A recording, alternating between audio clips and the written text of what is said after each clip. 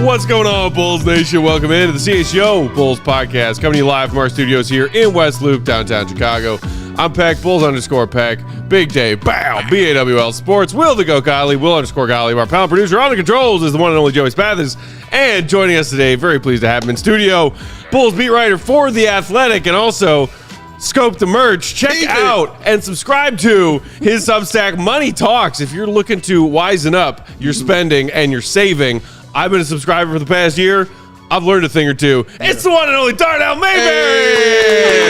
Hey. What's up, buddy? Thank y'all. It's good to be here. Yeah. Dude, you look put together. You look like you've had a month or two away from you look like you've been enjoying. Exactly what is it. Will knows that look. Yeah, I'm refreshed, replenished. Yes. Yeah, we came back from Paris. He was a whole different human being. I haven't been to Paris. Yeah. Flex on him, Will. Flex on him.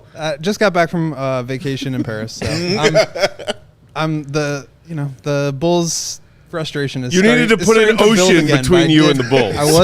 I was able to suppress it for a bit there. Man, listen, the Money Talks, like Matt said, is awesome. I was reading the one you were talking about, divorce. Yeah, the brand new one. Outstanding. Yeah, you know what I mean? That. How you talked about it's hard to be real with your friends and your people in that situation because it's such an emotionally charged kind of thing. For real. So I appreciate you, just being that kind of honest with people about it. Always. Every Tuesday and Thursday, and an occasional podcast with my 10-year-old daughter, Parker, just trying to help people learn a little bit more about money. Yeah. Where can we get some of this? I haven't seen the shirt. Dude, I've been asking for months. You know what I'm saying? Oh, you on the list too? I'm on the list. All right. It's in the works. It's in the works. That's coming. I thought you were just saying, man, you too big, Dave. I can't get you nothing. You know what I'm Nah, saying? definitely not. Definitely not. All right, cool. We got plenty of CHGO merch. I feel like that's all I wear anymore. I need some of Darnell's. We need some new merch. stuff, man. It's coming. Yeah. Okay. Well, so how have you been spending your time since the Bulls were mercifully bounced out of the play-in tournament?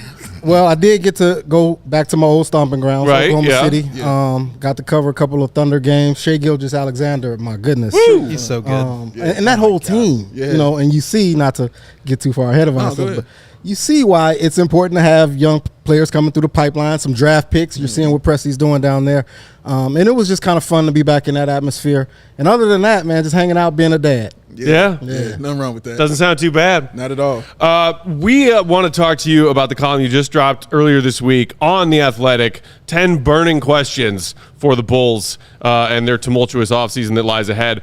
But just a reminder, shout out to our friends at Sunnyside Cannabis Dispensary. It is a Sunnyside Summer Thursday, y'all. Get yourselves fitted for the weekend. Joey, have you done your Sunnyside shopping yet?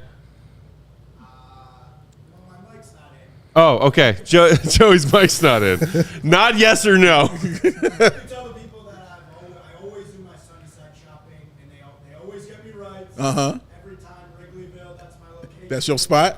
Joey shops at the Wrigleyville Sunnyside. Yeah. Fridays, it's pumping, so go tonight if you got to go now. There you go. Okay. Go tonight, go now, get yourself set up, and Smart use man right there. that promo code HICHGO to get 35% off your first order at their website, sunnyside.shop, or any of the Sunnyside Cannabis Dispensary locations in the greater Chicagoland area. Bright buys every day, only for 21 and older or Illinois MedCard holders.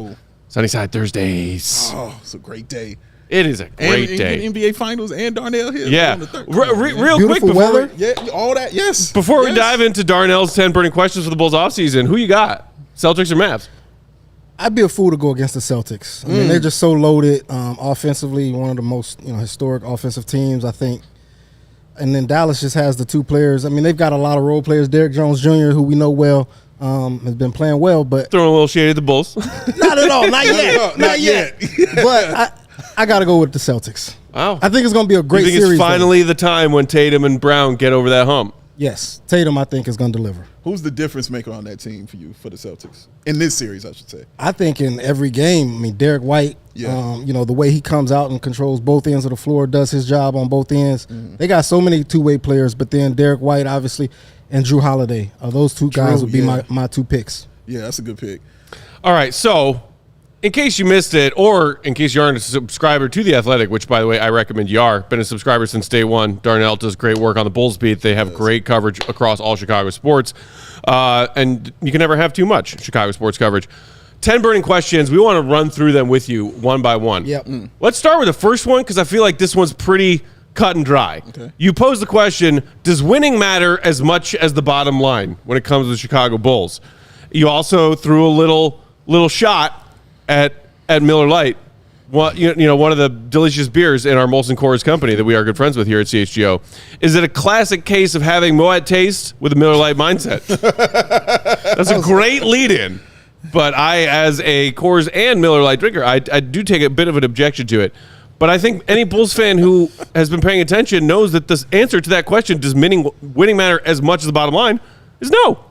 That was me trying to be as neutral as a journalist as I could. Okay. And say, this is the opportunity for them to go out and prove it. Right. This summer, they have a chance to prove to us, the close observers of this team, that they actually do care about winning and that they will make the moves necessary to put this team in position to win. Yeah. And if they bring back this same core, I can't wait to write the next article in The Athletic after free agency because I'm sick of it. Will, I know you're sick of it. Guys, I know you're sick of it. So to me, this is the opportunity for them to go out and prove that it's not just about filling up the United Center. She's saying you got your Kendrick Lamar Euphoria article. I'm ready. Go. Okay. I'm ready. All right, he's on it, man. I did think it was a bit of a rhetorical question, but I think it's interesting that you call this a defining moment, this offseason. Is it just because it's like something, I think you said in your column, like something has to give. You got to break one way or the other because you cannot run this back while still being the mom and pop penny pinching organization that Bulls fans know them to be. Yeah. And that's what I think the rest of the league will see if they bring this same group back, DeMar, Zach, Vooch, and then you got not just those guys who haven't been effective in terms of winning big, but now you've got the young guys coming up who need space to play and be what they can become. And so, Ayo Dosunmu, Coby White, we saw some strides from Julian Phillips and Dalen Terry, my guy. Yeah. And, so if you're bringing back these same guys, I just think you're doing your team a disservice. You're doing your fans a disservice. So we've obviously talked a bunch about this, but at this point, like, we're in the offseason now. Things are like the immediate disappointment of the end of the season has kind of subsided, I think, with the fan base. And now it's like, okay, let's start to figure out a plan. Yeah. Like, in terms of actually, and I know you just said you don't want to, like, see them run it back, but, like, in terms of actually, what executing moves, like, what do you want to see the Bulls do? Is it move on from DeRozan? Is it trade Zach? Is it trade Caruso? Is it all the above? Like, where are your kind of thoughts about, like, more specifically what avenues they should take here? I've flip-flopped on this so many times because they've been mediocre and we've seen that the ceiling has been hit several times. But then we also saw last season when Zach LaVine's missing so much time and Patrick Williams is out for the season. This team is competitive. I hate to use the word, but if you put some pieces in place and maybe that's small adjustments. Maybe you don't have to get rid of so many of the guys. Maybe you just find a workable deal with Zach LaVine. I don't know what the future holds for Patrick Williams. I know that the front office loves him, and they still believe in him. But if you can get a good deal for him and you can get some future draft capital, which this front office hasn't proven that they know what to do with yet. But like it either. Yeah, so those are the things that I would like to see. If they're going to try to continue to be competitive, I do think that there's an avenue for them to do that. But they've got to be willing to make a big, bold move, and that's either Zach LaVine, Nikola Vucevic, or DeMar DeRozan. Yeah, breaking up at least one or two of those pieces, or even three. But I think, we like I guess for Zach specifically, it's going to be, and we'll talk more about him in particular. But I have a hard time envisioning what that trade is, and so if you can't trade Zach, now you're in the situation of like, okay, but we all know you love DeMar, you want to keep him. Like, are you really going to do that again? And like, that's the question. I mean, yeah. So you posed specific questions about a lot of the guys that you just brought up, Zach, DeMar, Pat. We'll get to all of them. But The next question you asked after does winning matter as much as the bottom line is, and this one was fascinating to me, Darnell, is AK running a dictatorship? Because under that, you also threw in this little nugget that sent Bulls fans ablaze on Twitter over the last 48 hours. Just casually sprinkling in there, oh, by the way, Marc Eversley got himself a nice little 3-year contract that kicks in July. We talked about that on our show yesterday. Bulls fans are having a conniption fit. Yes. But what do you see to pose a question like that? Because we have heard some reports here and there over the last year or even 2 years that not everyone in the Bulls front office sees things the same way as far as continuity, hashtag competitiveness, run it back another time. Do you think that AK is basically just saying, hey, I've built this front office from scratch, brought in Polk, brought in Connolly, hired Eversley, and now I'm just ignoring all of them? I think it's AK or I think it's Michael Reinsdorf. One of the two. Someone's giving someone marching orders. And for this team to remain the same for 3 straight seasons doesn't make sense. And so that was me asking the question, and this is one I've asked Arturas Karnisovas to his face. Okay. If I'm JJ Polk, if I'm Pat Connolly, if I'm Marc Eversley, why do I want to work for you?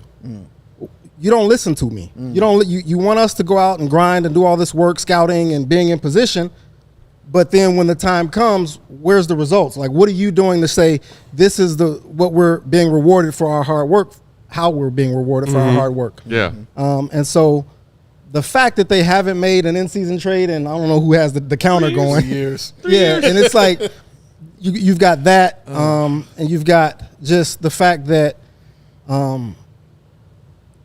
you can't possibly believe that all of these men who have been hired and women are all on the same page and saying, let's just ride it out and be competitive. Yeah. That I don't believe that. Do you think it's a coincidence, or do you think it's related to what you're saying, that Marc Eversley has been up for a couple of jobs now? He's interviewed most recently with the Pistons, that guys like Josh Longstaff have left the coaching staff. Do you think it's a coincidence that those people are starting to have eyes elsewhere, or do you think it has to do with the fact that they maybe don't necessarily disagree or they don't agree with the direction of the team? I think there's a little bit of both. Obviously, when any opportunity comes up, people are going to try to put their name in the hat and use that, as best they can. But at the same time, you have to look at the roster hasn't changed much. You're going out and getting Andre Drummond and Goran Dragic and, these Pat Beverly signings that aren't really moving the needle.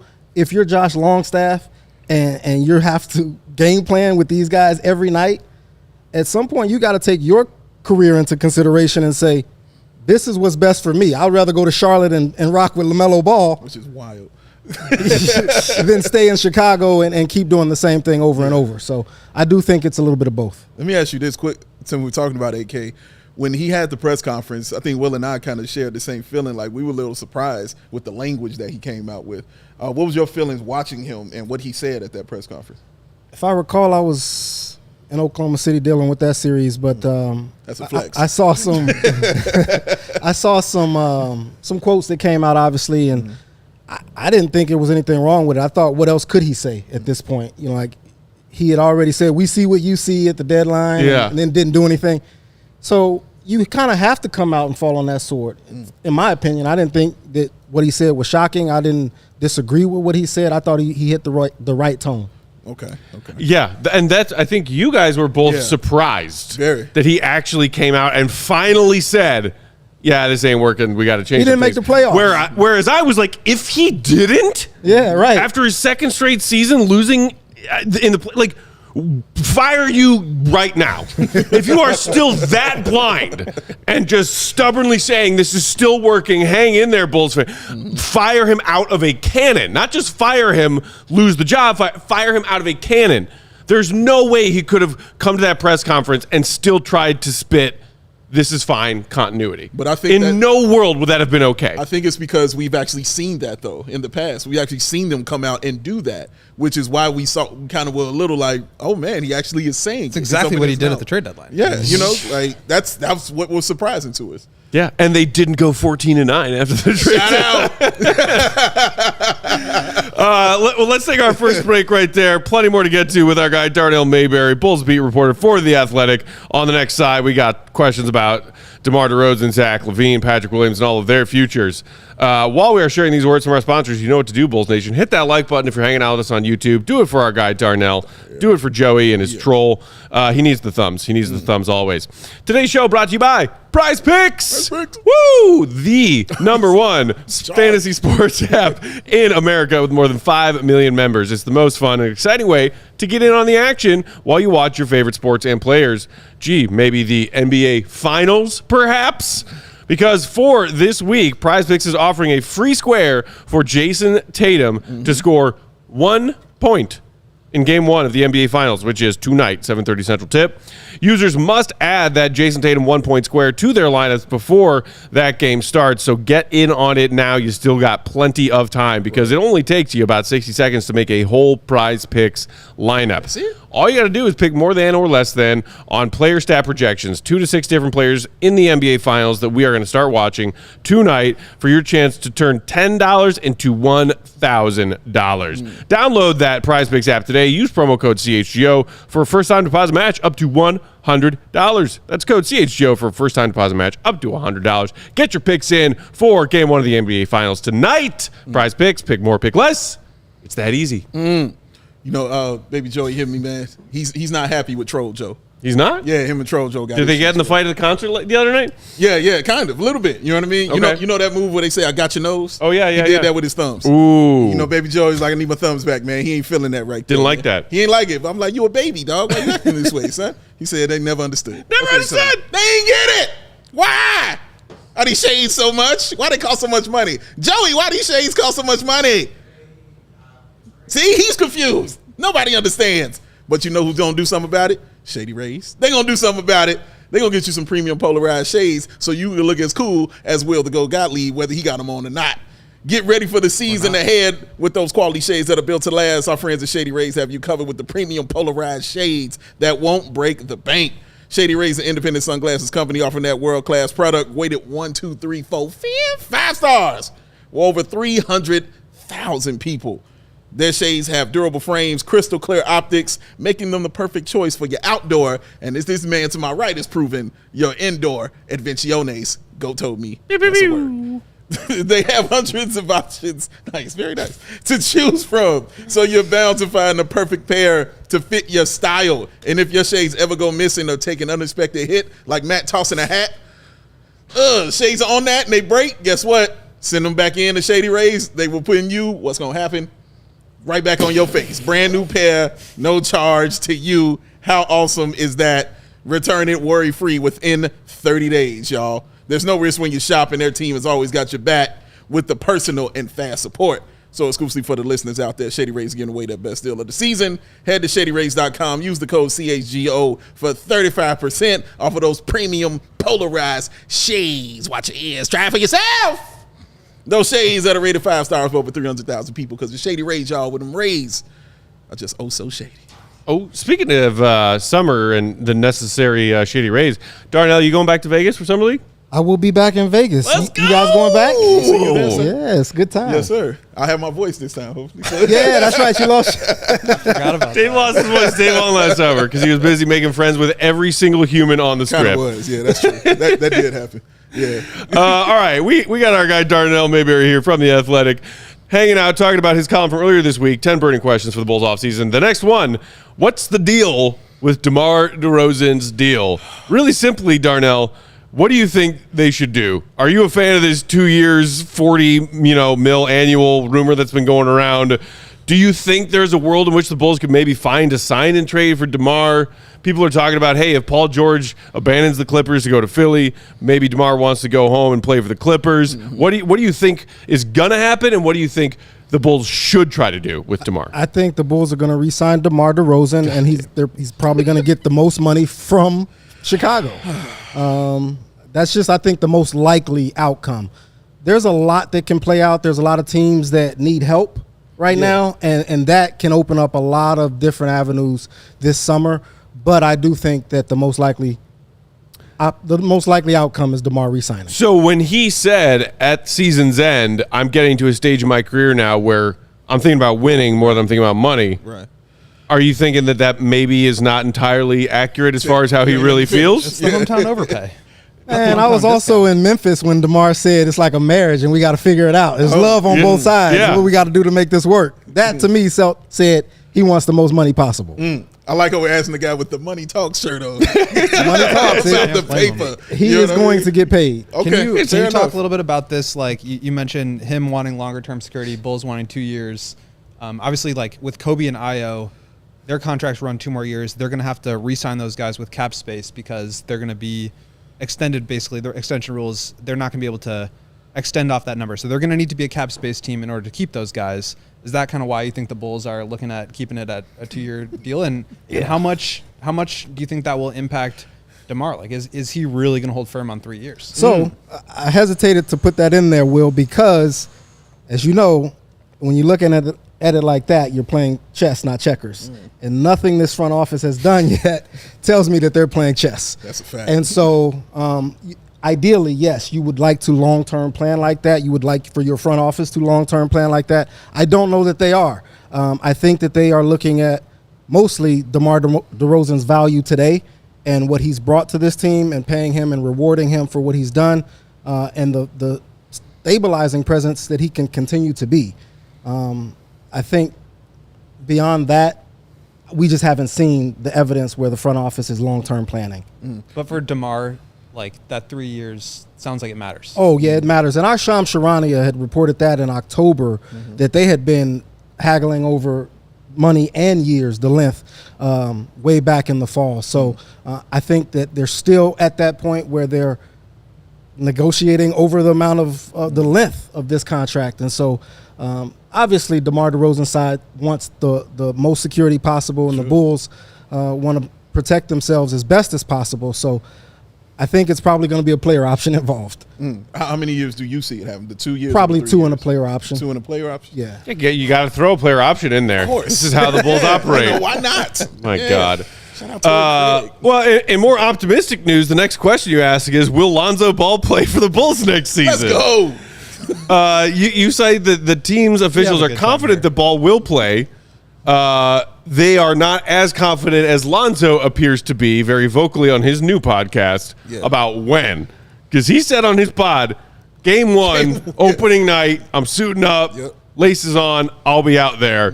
You say opening night doesn't sound likely. But do you believe, likely on opening night or later, that we are actually going to see Lonzo Ball make a comeback? I do. Yeah. And the way that the people with the Bulls are so confident that he's going to be back, I mean, that doesn't do anything but give me confidence that he's going to be on the court this season. I don't think it's going to be opening night. I think Lonzo kind of has to say that and give himself a little bit of a boost mentally.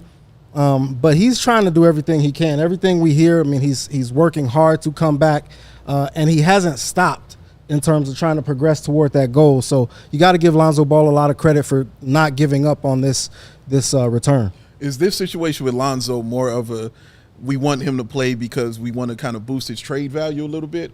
Or is it more so we want to play because maybe we might want to hang on to Lonzo? Yeah, I mean, I think right now they're mostly concerned about the person. Okay. Like they know that this is unprecedented and the man had such a bright future ahead of him. I think they just don't want him to not be able to play again. And that's the biggest thing I think that they're thinking about. Okay. So we've established they want to bring back DeMar. Yeah. Here we go. They are going to bring back Lonzo. It's a chess right here, man. Yeah. They're They're going to bring back, or Lonzo's not going anywhere. They can't medically retire a guy if he's trying to play, right? And he's able to. So the next question is Zach LaVine. Like, how does that? If you want to do those first two things, then you probably have to move Zach LaVine. What's your feeling about if and when that happens? Philly, you think has any interest? I don't think he would be their primary target, but I think if they miss out on a few guys, then like maybe Paul George or somebody. Yeah. I mean, I think maybe you got to look at teams like that underachieved. I think they're going to be in the market for another name. The contract is what obviously holds up all the discussions. Right. What is it? 3 years, 138 38 million left, and that's just a ton for a guy who's not your first or your best player or your second best player, perhaps. And so, couple that with the injury history and coming off of the surgery, and it's just very difficult to envision a trade for Zach LaVine this summer, but I don't think that it's unrealistic. I do think that there are so many teams out there that could use his help that they're going to probably come calling. Do you think it's a situation where they get something back for him, or is it just like a salary dump? You guys take him, get the money off our books, and we can bring everybody else back and keep doing it our way? It's a great question, Will, because the way that they have really held on to LaVine all this time and made sure to try to get maximum value for him, and now you are talking about the potential of a salary dump, you would think that they will be able to extract some sort of value after holding on to him for this long and not just have to dump him. Do you see value in the Bulls? You said in your column, maybe we could see a blockbuster trade materialize right as we're gearing up for a fresh season, in October. Do you see value in the Bulls hanging on to Zach to try to rebuild some of the depleted and broken trade value that he himself, I think, is partially responsible for, between the way he played, some of his behavior, and then of course a season-ending injury, season-ending surgery. I mean, I feel like his trade value is at an all-time low right now. Do you think that there is a world in which Zach LaVine looks more like a 25-5-5 player that we've seen, to a two-time All-Star, that the Bulls could sell mid-season? Yeah, for sure. I could also see him playing in maybe preseason and then making something happen right before the regular season. Like James Harden last year got traded 9 games in. Yeah, exactly. So, I mean, it can happen at a weird time, and we're starting to see that a little bit more and more. But people know what Zach LaVine can do. I think it's just a matter of, is he healthy, and will he fit in with his new role? And I think that's the question, like the fit as far as what team is concerned will be willing to take that on with the contract with Zach. You know what I mean? So you mentioned Philly. Are there any other team? Because obviously he knows he wants to go to the Lakers. You know what I mean? That's well documented. He wants to go there. Is there any other team that you can kind of look at and say, this team kind of fits with Zach LaVine? It's tough because, Zach has yet to prove that he's willing to take a step back and not have to be the man. Yes, sir. And so Sacramento, I just did a radio interview out there with one of their stations, and they are looking at Zach LaVine hard. And they asked a question about him, having multi-positional skills. And I said, well, if you're going to put him at point guard, there's some decision-making questions that you might not want in the fourth quarter. And so things like that, when you talk about fit, teams got to be sure that when they get Zach LaVine, they know what they're going to get. And there's still a lot of questions about him, starting with the injury and coming off the surgery. All right, so the next question you asked after Zach was Patrick Williams. Entering a potential restricted free agency summer, assuming that he and the Bulls do not get a deal done before that. You also dropped a juicy little nugget in there about how your old beat, the Oklahoma City Thunder, could be a team that is interested in Patrick Williams should the Bulls decide that they are, not prioritizing bringing him back on a new contract now that his rookie deal is up. What else can you tell us about this Patrick Williams Thunder talk? Well, they need size down there. I don't know that he's the right size that they're looking for. They want some real size behind Chet, Jalen Williams, those guys. They had. Do they know that Patrick Williams doesn't play with the size that his body has allowed him to play with? It's interesting because I mentioned Shai Gilgeous-Alexander at the top, and I give the Thunder a lot of credit for the development of Shai. Sure. He could have stayed with the Clippers, and who knows what he might have turned into. Right. I believed in Shai when he came in, and I think he was always going to be a really good player. But now he's, in the running for MVP. That's a different level, and I know from being down there that the way that Thunder organization operates, they make it all about basketball, and they have a way to develop guys. I mean, Billy Donovan talks about Lou Dort once a month from coaching him back in the day. And so that development program that the Thunder has, I think, could probably do wonders for Patrick Williams that we haven't seen here in Chicago. No, I completely agree with that, because when we were discussing it, because when I said, I could see him fitting there, Will brilliantly was like, because he can fit anywhere. You know what I mean? Because of what he is. But kind of what I meant was, like, for that reason, like mentally, I think he really fits there more so if he went to a place like Detroit. Right. Well, I don't think that development exactly occurred with that mentally for him. You know what I mean? You also mentioned in that section about the $16 million number that they had been negotiating last summer.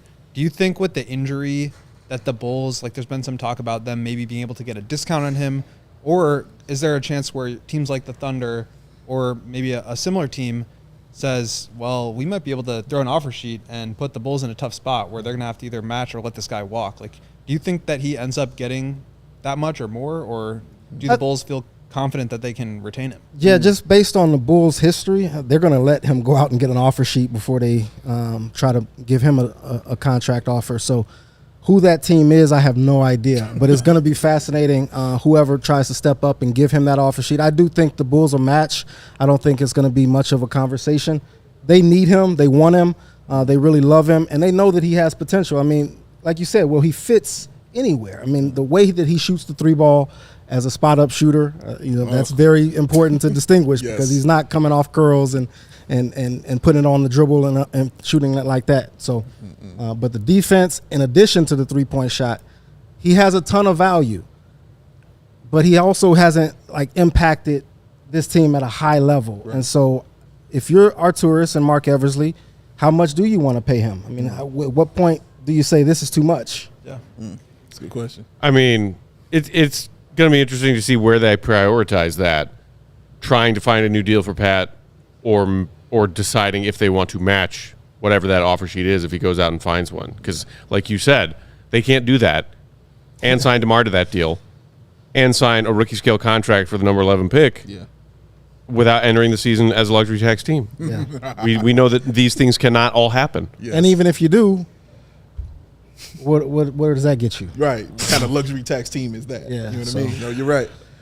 Speaking of the Bulls and money, there's a burning question from somebody in the comments that we will get to on the other side of our second ad break right now. Plus, the other questions still on deck from Darnell's column, 10 burning questions for the Bulls' upcoming offseason, including that number 11 pick, the salary cap, and Coby White. If you didn't do the first time around, now's your chance. Here's some ads. Hit the like button. Dave! Foco! Get fitted out in the best sports gear around. Where you do that at? Foco. Hoodies, shoes, sign, bobbleheads, and everything in betwixt. Going to a basketball or a hockey game? First of all, congratulations, because you're going to see the finals. Show off your love with a team-branded friendship bracelet. Whether it is jackets, beachwear, or even overalls. You wear overalls, don't you? No. Really? I'm a little surprised by that. I do not think I've ever worn overalls in my life. I am actually shocked. You wear Birks. I'm not a farmer. But you wear Birks. Yeah. Yeah, I'm a cool. Stereotyped you real hard right there, son. How many farmers wear Birks? A lot. After they get off the range, you know what I'm saying, and they're chilling after all that plowing, and they go stand in their Birks comfortable. I do not follow your logic, but please continue. Yeah, well, you shouldn't. Whether it's jackets, beachwear, or even overalls, there is something for fans for almost every occasion. And, of course, the awesome set decorations behind us, man. Foco hooked us up, showed us love.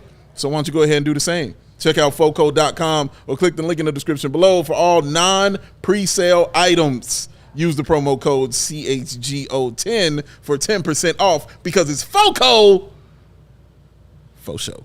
Faux show. You know what else people should for sure do, Dave? Tell me, Farmer Pat. Become a CHGO diehard if they aren't already. What? Perks on perks on perks. Joining the Cool Kids Club when you sign up to become a CHGO diehard. Of course, the free shirt, whichever one you want from that CHGO merch locker when you sign up, plus 20% off every single time you shop. Check out some of the latest and newest additions. We just upped a brand new Cubs design earlier this week for the Crosstown Classic. The Chicago Collection that dropped earlier this spring to celebrate our 2-year anniversary. And then, of course, on top of that, we also offer sweatshirts, hoodies, zippy hoodies, hats, pint glasses with some cool designs on them. Check out the merch locker.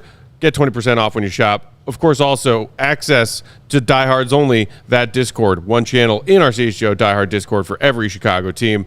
Plus, the best of the best in our coverage across all of our Chicago sports teams, including stuff from Will the Goat Gottlieb. He just dropped a mailbag earlier this week. Flex. That is Diehards Only. And his 2024 draft database available now, allchgo.com, with all of those picks, all of their draft combine stats, measurables, stats from their college or pre-NBA pro careers. All of that stuff available on the GOAT's draft database for diehards only. Plus, of course, discounts also to a lot of our fun events, including CHGO Bears going over to London. Ooh. We are so close to football, actually. Oh, we right there. And the Cubs taking a road trip up for a Cubs Brewer series later this month. You going? No? Okay. But you can. Yes, Sign you up to can. become diehard for all those wonderful perks and more. All right. Circling back to the Bulls and spending money.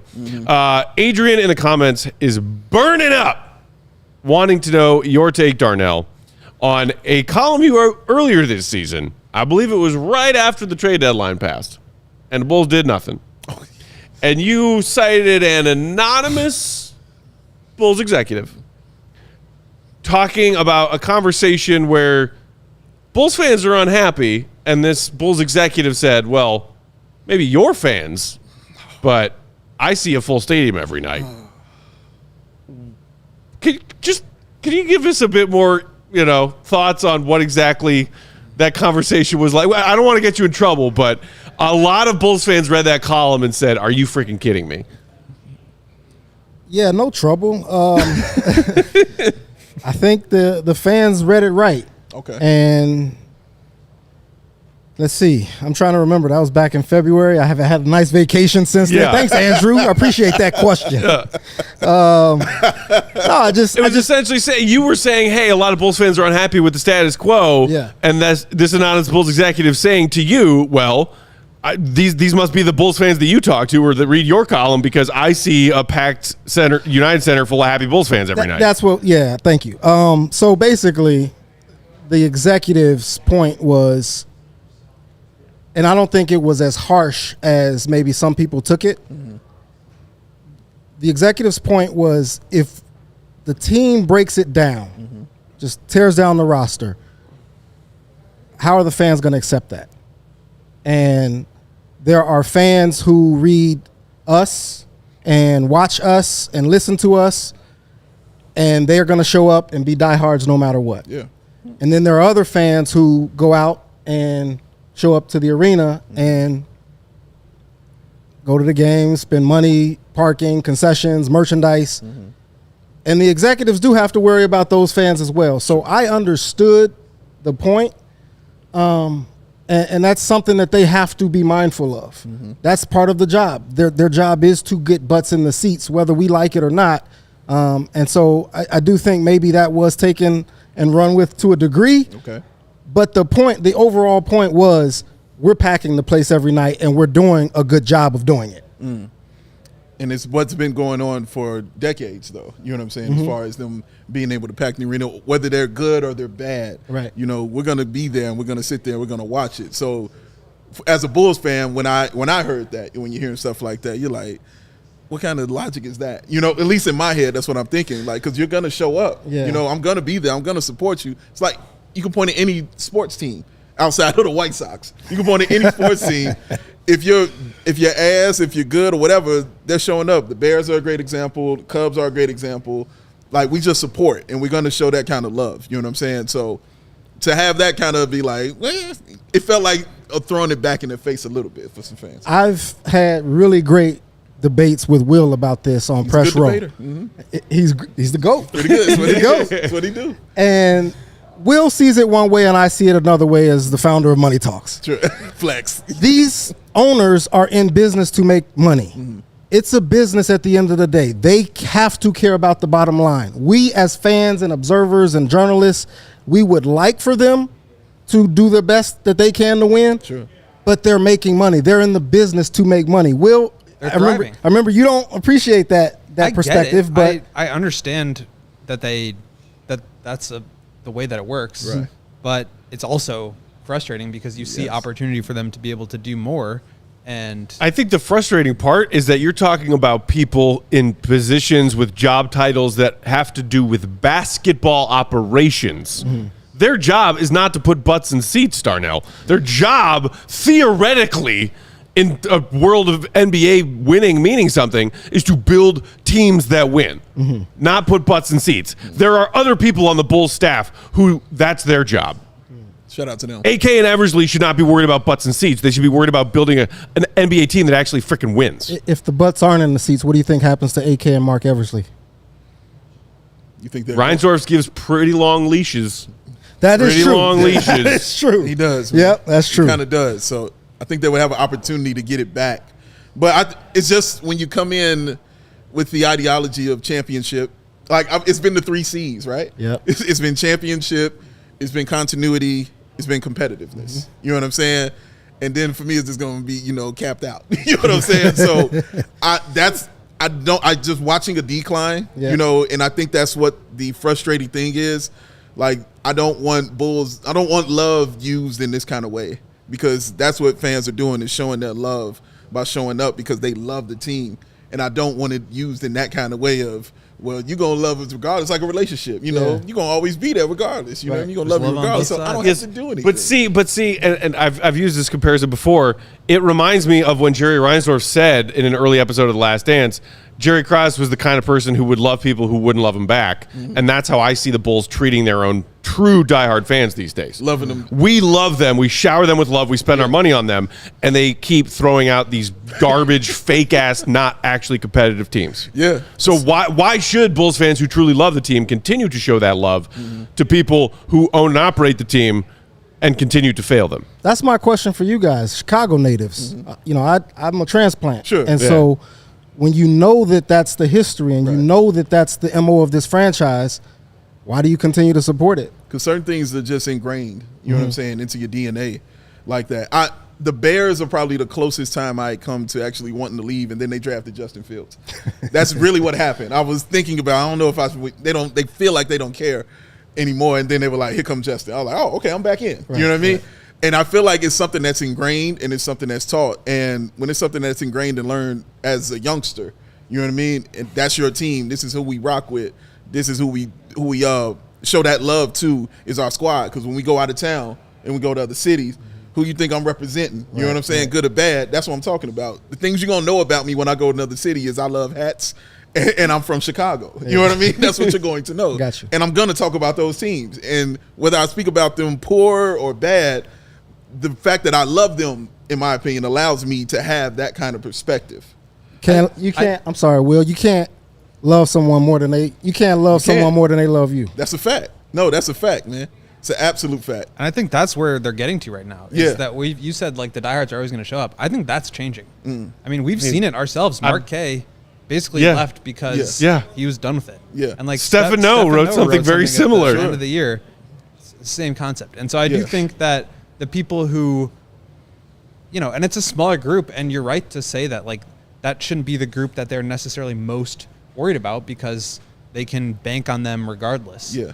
But I do think that group is shrinking. Yeah, and it also and again, I love, and everybody knows I love, and I'm also very, very loyal, but I'm not naive. You know what I mean? Like, I understand. I know what I'm looking at, and I know what I'm seeing.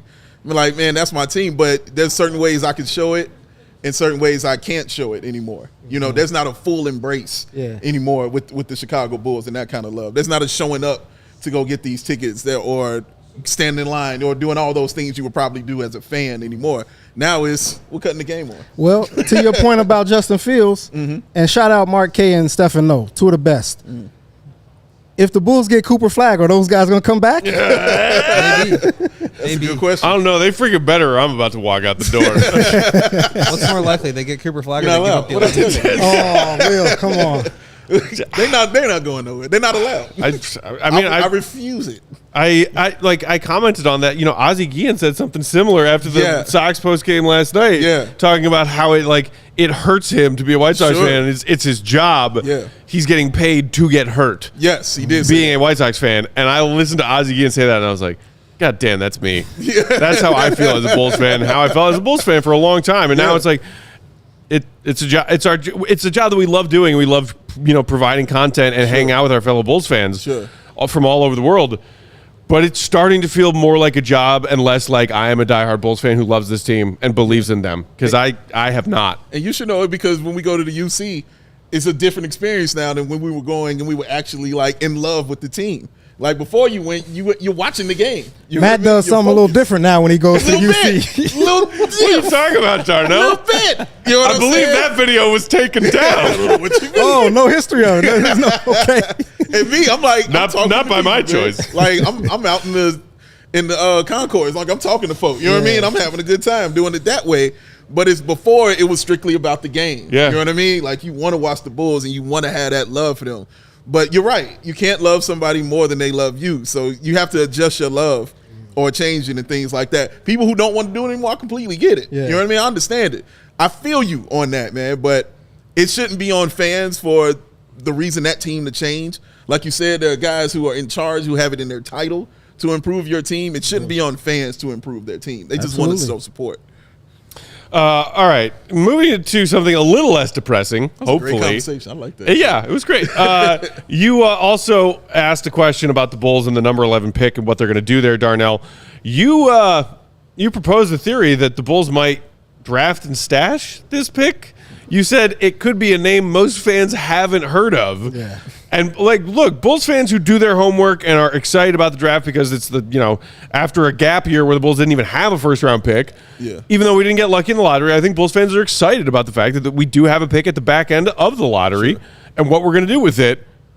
What's your take? Expand upon that a little bit as far as like the draft and stash theory. I mean, when AK first came, that was kind of the thing. You got this European executive. Is he going to go tap into that market more than we've seen the Bulls do in the past? And we haven't seen it. Not. But, I think that's an opportunity. Marco Simonovic erasure. Oh, wow, yeah. Marco Hours goat, they're coming back. But Tim, you got Oh, in there? legend. Yeah. Legend. Tim is him.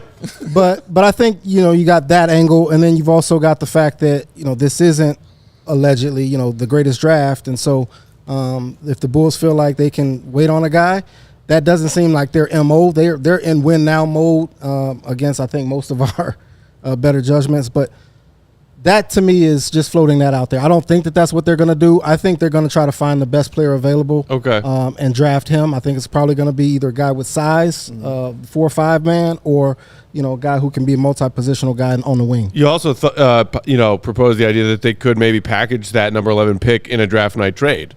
Are you talking about them maybe just trading down and maybe getting a couple of picks towards the back end of the first, maybe get some second round picks?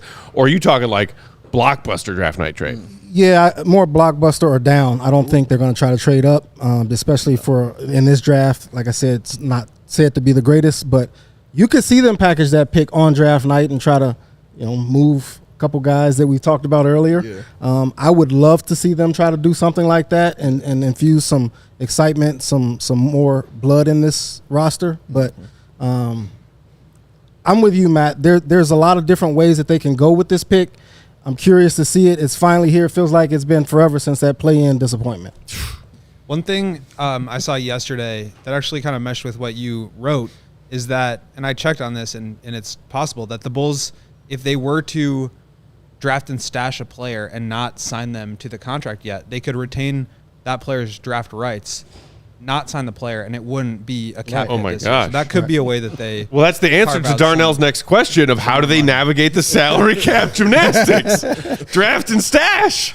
We figured out the answer. Kick the can down the road. Oh my God! Not quite, because they're going to be like. We can sign DeMar to 2 years, 80. We can re-sign Patrick, and we're still under the luxury tax. Oh, I'm sorry, Bulls fans. Did you want a new rookie to be excited about? No. Oh my God! Second round pick. Right, exactly. Well, let me add something about something that gets me excited. That's Coby White. Yeah, like I love Coby White. Coby White is one of those guys who I just don't doubt anymore. If I think that he can be good or where he can be in his career, because every year there's a hurdle for him to jump over, and rightfully so. I understand it. But in your opinion, where do you have Coby, and basically how good do you think Coby can be? So I stopped short of putting the phrase all-star in that column, in that whatever number that was. But I do believe in Coby. I'm with you now. Whenever he shoots, I just feel like it's going in. Yeah, it's a good feeling. The defense I mentioned in there, he has to improve defensively. Will, I think you were there when he told us he wasn't impressed or pleased with his defense at all this season. Not saying that it was great, but he has taken strides on that end. I think he's got to be more consistent. And I think he's also got to do a better job of closing out games, not just when he gets hot, but right. The decision making and things like that. He's not Jamal Murray. He's not Kyrie Irving. He's not, he's not these guys, but he can be. He's not Jalen Brunson, but he can be a top flight point guard that the Bulls can rely on. Just not, I don't think, an all-star, but given how many different point guards there are in the league now. So like kind of basically just on the border of it. Yeah. Like a fringe kind Yeah, of. I think you're in good hands. Remember, for years we were talking about the point guard of the future. Right, yeah. Now I think Coby White solidifies that. Nah, dude, it's Lonzo Ball. He's coming back. I mean, speaking of kicking the can down the road, there is that other idea that some people have talked about. We've brought it up. This, like, the fact that they actually signed a couple of deals in Coby and Ayo that look like pretty solid moves last offseason. When you're looking for some examples of what this Bulls front office has done well in recent years, other than Caruso. Do you see Coby and or Ayo as contracts that the Bulls should pursue or at least explore options of cashing in on because they are on team-friendly deals with 2 more years on them right now? And then when those deals are up, all of a sudden you got to figure out if you want to pay either or both of those guys. Sell high on these good young players that have 2 more years of team-friendly contracts. I wouldn't do it, and we haven't seen any evidence, again, of these guys having that sort of forward-thinking mentality.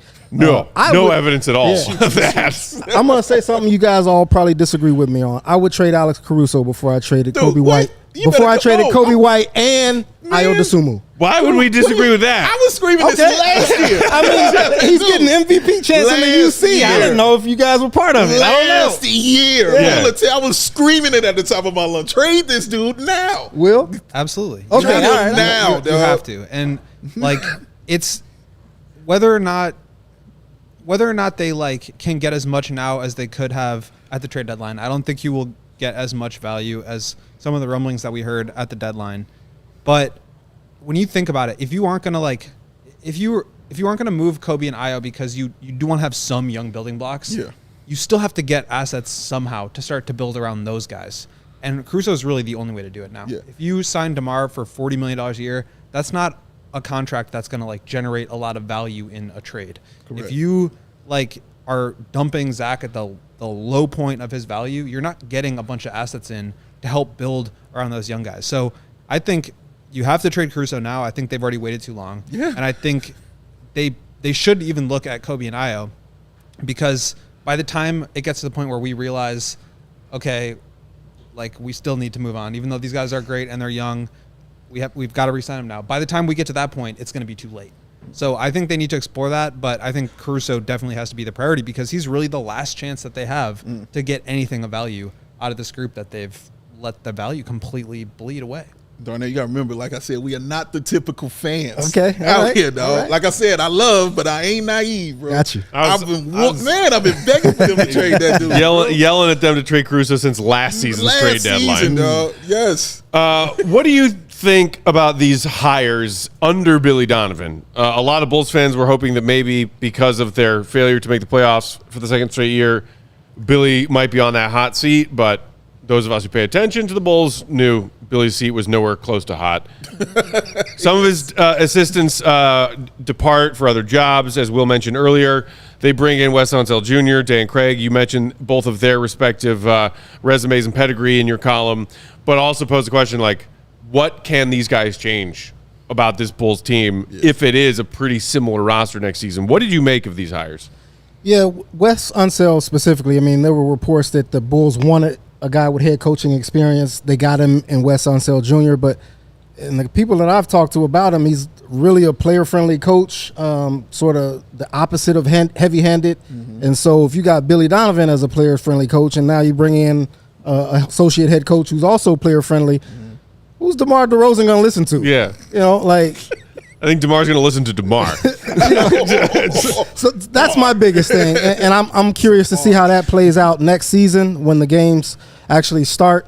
Dan Craig, being around Pat Riley and Eric Spoelstra and Tyronn Lue, I've never met the man, but I believe he's probably got some sort of. I mean, when you hear, he got his start in the Heat film room, just like Spo. You're like, okay, right. You got some of that on him, for sure. Yeah. So I'm curious to see, just because of their pedigree and the people that they've been around.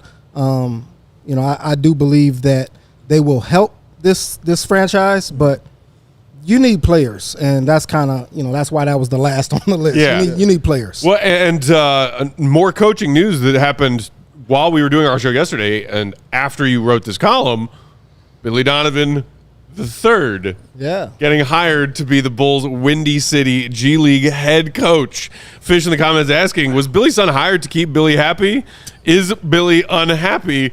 Will, you said that might be a part of the reason why. Hey, let's keep Billy happy. Let's hire his son.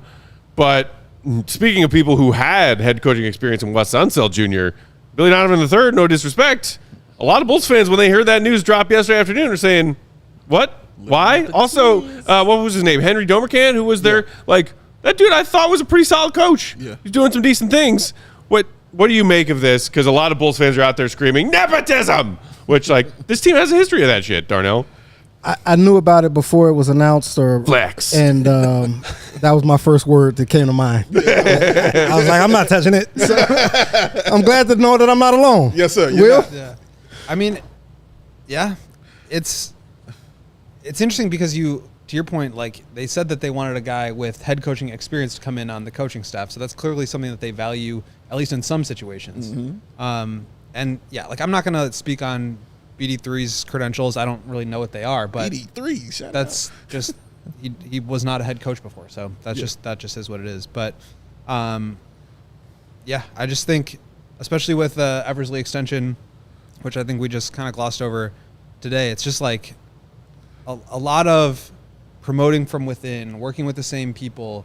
Like, you want to bring back DeMar, you want to bring back Patrick. Like, where is this change going to come from that AK said he knows that they now need to make? I don't see it yet. It seems like it's going to have to be the roster, right? Because they're not changing the front office, they're not changing the coaching staff. Right. Maybe they count 2 assistant coaches as the big changes. I don't know. They count Goran Dragic and Andre Drummond as big signings, and Pat Beverly. So, this is the same dude, AK, who, when he was getting asked all those questions at last year's draft and saying, okay, so you traded in, you got Julian Phillips, but, like, seriously, like, what the heck is the plan with this? And he said, hold your horses and wait and see what we do in free agency before you judge. Remember that, Darnell? He said, y'all take a chill pill and see what we do next. Matt's bringing receipts. I love it. And then what did he do? He signed Torrey Craig and Javon Carter, who basically weren't in the rotation as the season came to a pitiful end. And Torrey Craig had the worst blunder of the season. The Shaq'd in a fool biggest blooper of the moment year, of the season. Can I bring you into my conspiracy theory? Yes. Which is, I would love to. And they know, and that's why Will's smiling, because he knows what I'm about to say. It feels like, to me, that this is setting up an exit strategy for Billy Donovan. Bringing in a coach with prior head coaching experience, I thought was strange. You know what I mean? To want that in a new assistant.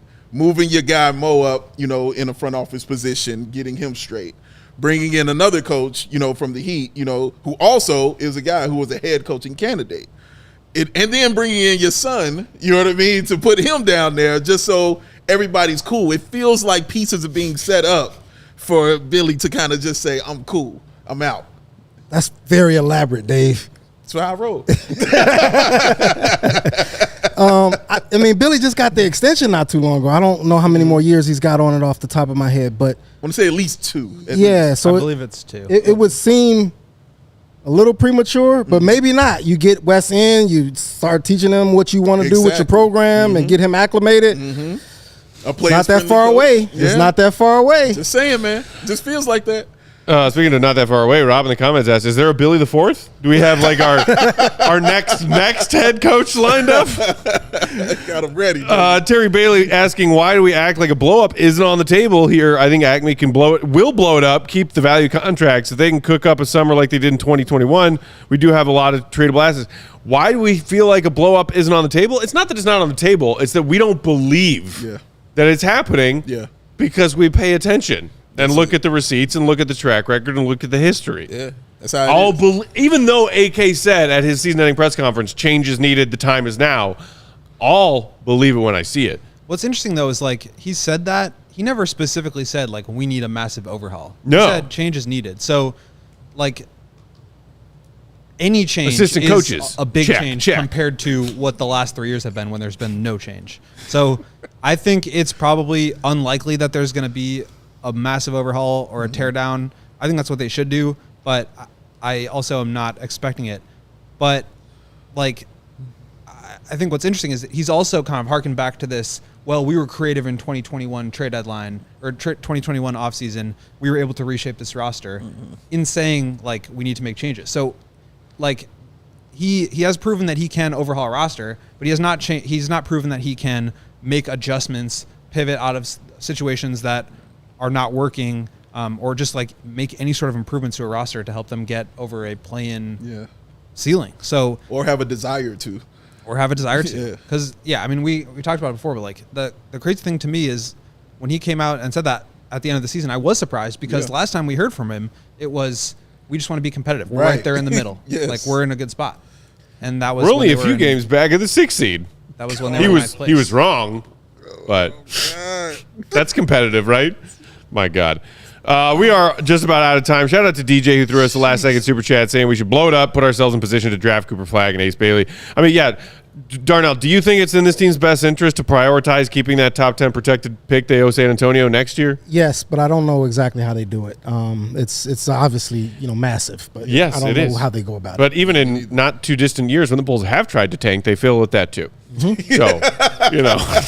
It's true. Darnell, we really appreciate you being Thanks, here, man. man. We appreciate Yeah, you it's every been time fun. you come through the show. Bulls Nation, you know him. You appreciate his Bulls coverage for The Athletic. Sign up to become a member of The Athletic. It is very affordable, and it's great sports coverage. Yeah. Also, check out Darnell's. It's on Substack, correct? moneytalks101.substack.com. Taught me a thing or two. Yeah. Or 12. Go learn. Check that out. Follow Darnell for all of his Bulls and NBA coverage and thoughts on Twitter at Darnell Mayberry. Read that column he just wrote 10 biggest questions covering facing the Chicago Bulls this offseason. Read everything the man writes. He's good at it. He is. We are back tomorrow, 4 p.m. Central Time to round out the week. In the meantime, Will _Gottlieb, Big Dave, Bow, BWL Sports, our pal and producer on the controls without a mic, but still in our hearts. Joey Spathis is at Joey Spathis, and one more time, Darnell is at Darnell Mayberry. On Bulls _Peck, we are CHGO _Bulls. Have a great night. Enjoy Game 1 of the NBA Finals. Shout out Sabine. Talk to y'all tomorrow, Bulls Nation. See Red be good. Love y'all. Peace. We all silly like